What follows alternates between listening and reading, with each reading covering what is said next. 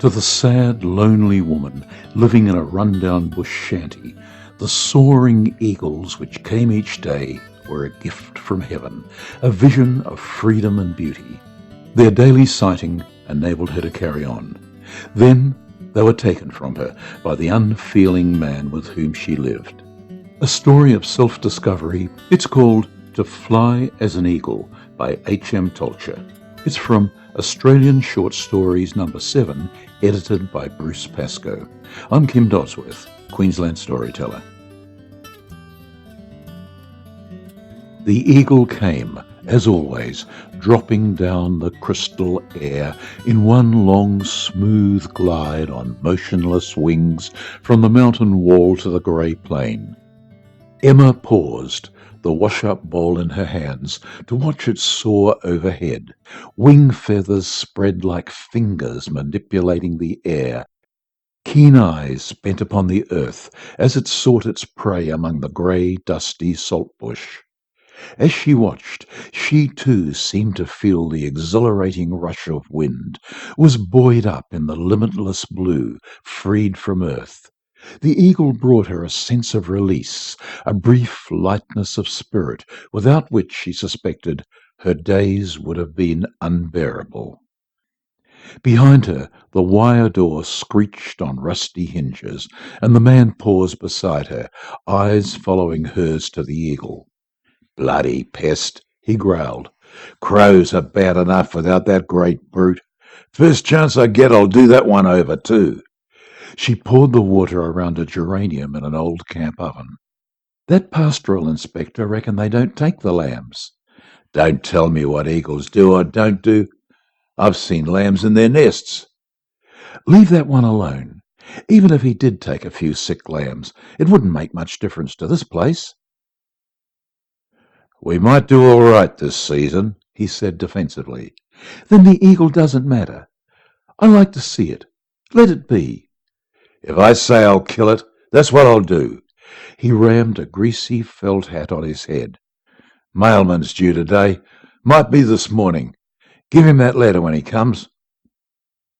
The truck rattled away down the boar track, the two lean kelpies balanced on the tray, grinning into the wind. Emma looked to the sky, but the eagle was a mere dot in the distance, and the old argument had dispelled the pleasure of its passing. She went indoors, picked up the broom, and went on with her work, sighing now and then. It was not that the man was unkind, she thought, although he was never kind either. She felt nothing for him, and nothing for the place. It was simply somewhere to live, neither better nor worse than the township where she had grown up, just as he was no better or worse than her parents, merely someone to live with. Only the eagle stirred some positive emotion in her. When she had arrived on the station, there were two eagles, a pair, and the first sight of them was in stately aerial dance among the thermals of a warm morning. Crows and kites were common about the township, but these huge black birds with their gracefully upswept wings were a revelation. She watched, breathless, as they soared and sank, circled and swooped, passing and repassing in the golden air, before they swept overhead, so low that she thought she heard the whistle of wind in their wings, and vanished into the distance over the plain. She watched for them every day, greeted them silently as they passed, rejoiced in their grace, wondered, as the years passed, at their constancy. She didn't interpret her feeling for the eagles as love, that being a word with which she was not familiar, but she knew that their coming filled an emptiness in her, that remembering them when the sky was empty brought a warmth to some inner place normally grey and chill. The man had been her father's idea. He was a lonely, self-centered workmate who wanted someone to cook for him, keep him hygienic, and later perhaps something more. For the first 3 months, he gave her a weekly wage of $20, but no opportunity to spend it. They did not leave the station at that time. She learned the moods of the mountains and the aspect of the plains, and the pragmatic, mean-minded man. When, after 3 months, he came to her bed for the first time, as she had known he eventually would, She made a token protest, but thereafter she just accepted him, lying in the darkness under his gasping breaths and satisfied grunts, hearing the monotonous rattle of a loose sheet of iron in the night wind off the mountains, thinking her own thoughts. At that point, he stopped paying her a wage.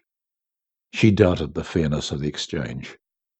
Time, measured only by light and dark, cold days or hot, passed into years. Emma fell pregnant once, but she miscarried. Although she took no precautions, it didn't happen again, and she presumed herself barren. Now she and the man had been 10 years together, and there was no more between them now than in the beginning, except habit and their disagreement over the eagles. She had tried to learn about the eagles and how they lived, but when questioned, most people stared at her blankly. They were pests. Women quoted their husbands.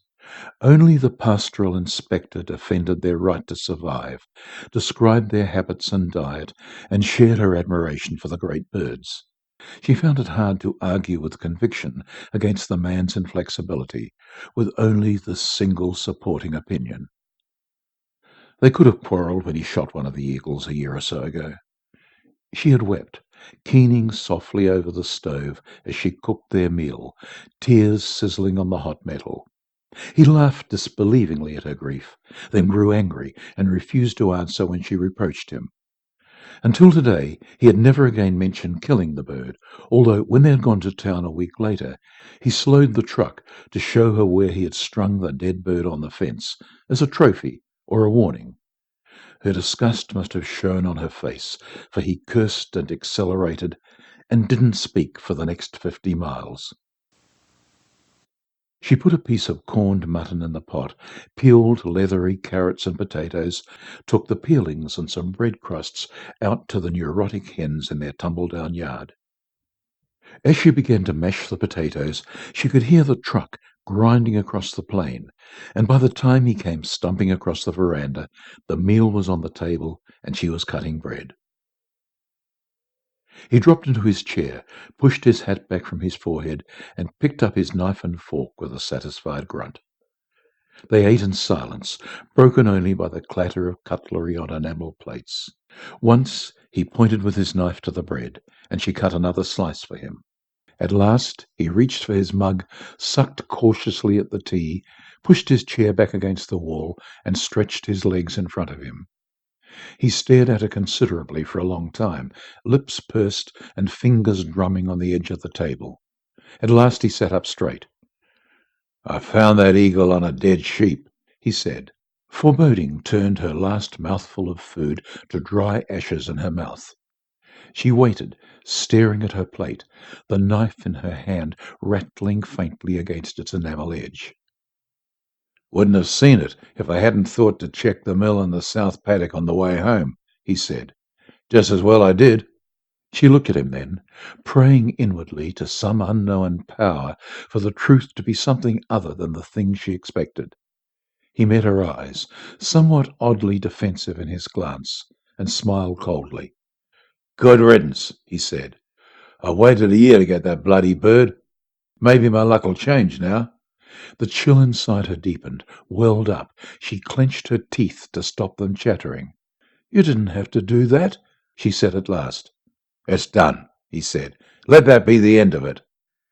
As he went out, he bent to pat the old kelpie bitch that came out of the rusty half-tank that was her kennel, then went whistling over to the truck.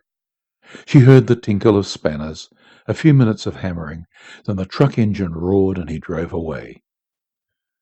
She sat for a long time, staring through the window to the faint glimmer of the salt lake at the furthest edge of the plain. She saw her life dribbling through her fingers, like dust. The dry earth sucked the energy from her drop by drop as the sands drank up rain. Little by little, as the days passed, she was diminished. If she stayed, in a while there'd be nothing left of Emma, except a shadow to vanish at last in the immensity around her. An hour, or perhaps two, went by. In the distance, a wisp of yellow dust grew into a boiling cloud behind the mail truck. As it pulled up at the gate, she walked into the bedroom, took her suitcase from under the bed, and tossed her few possessions into it. She heard the rumble of fuel drums as they were rolled off, the thump of cartons. She put her money in the case, keeping a few dollars in her pocket, and walked out to the truck. "Got room for a passenger to town?" she asked. "Hop in," the mailman said, and heaved her case onto the tray. As they drove down the road, they passed the place where the eagle hung, crucified, on the wire fence beside the rags of its mate. She looked at the outspread wings which would never ride the wind again, or lift the great bird sunwards in a soaring spiral. Though its flight was ended, its death had brought her life, had set her free to try her own wings in the world outside. She looked back at the road, then lifted her eyes to the mountains, remembering the eagles and their flight. Well, I hope you enjoyed To Fly as an Eagle by H.M.Tolcher. I'll be back again this time next week with another short story of quality. I hope you'll join me. Until then, goodbye.